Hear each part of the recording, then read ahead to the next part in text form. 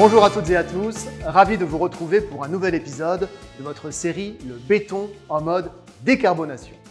Dans l'épisode précédent, je vous avais promis de vous présenter les principaux leviers qui permettent de diminuer l'empreinte carbone du béton. Chose promise, chose due.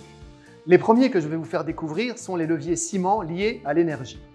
On commence par un petit rappel, celui de l'empreinte carbone du béton. Cette empreinte est de l'ordre de 200 kg. Dans ces 200 kg, le ciment représente environ 150 kg.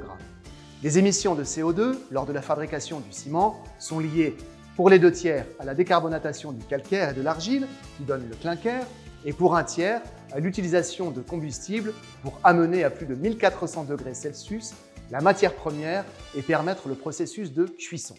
Revenons à nos leviers.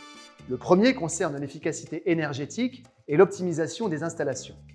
Vous vous doutez bien que le process de fabrication du ciment est énergivore.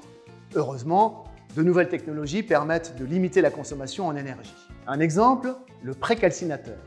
Comme son nom l'indique, il a la bonne idée de précalciner la farine crue, qui est ainsi en grande partie cuite quand elle entre dans le four. On réalise ainsi un gain d'énergie de 30% par rapport au procédé voie sèche sans précalcinateur. Second levier, la substitution des énergies fossiles, pétrole, gaz, charbon, par de la biomasse ou des déchets à potentiel énergétique, comme des déchets de bois, de carton, de papier, de plastique ou des usagers, des farines animales, des vieux pneus déchiquetés, qui ont l'avantage d'avoir une empreinte carbone faible, voire nulle. Bien sûr, trouver ces combustibles alternatifs, les traiter, les stocker, les adapter aux installations impose des investissements. Mais cela permet aussi des gains carbone. En 2021, les combustibles de substitution ont représenté 43% des apports énergétiques. Ce taux sera de 80% en 2030. Aujourd'hui, ce sont ainsi plus de 1,8 million de tonnes de CO2 d'origine fossile qui sont économisées chaque année. Le troisième levier est encore en développement. Il s'agit de récupérer et de valoriser l'énergie fatale.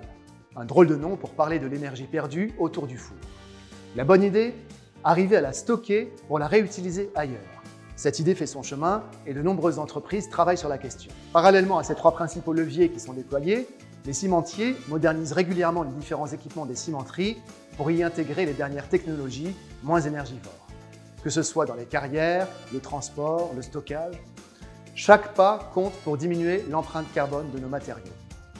Comme vous le voyez, de nombreux leviers de réduction des émissions de CO2 sont activés et déployés.